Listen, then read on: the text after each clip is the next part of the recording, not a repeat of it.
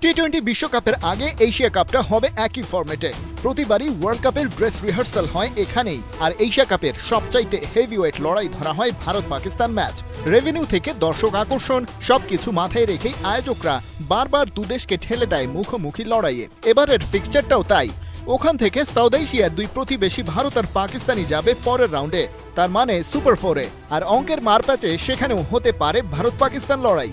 শুধু তাই নয়, দুদেশ একই সাথে উঠে যেতে পারে ফাইনালেও। তাতে বাড়তি রেভিনিউ, টুর্নামেন্টের এক্সট্রা মাইলেজ।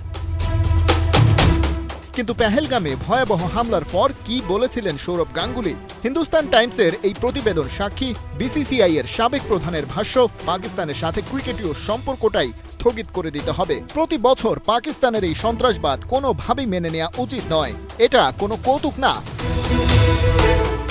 ভারতের বর্তমান হেড কোচ গৌতম গম্ভীর আরো কঠোর হওয়াই স্বাভাবিক। তিনি কোচ হওয়ার আগে ছিলেন সক্রিয় রাজনৈতিক কর্মী, আবার সন্ত্রাসবাদীদের কাছ থেকে হুমকিও পেয়েছিলেন।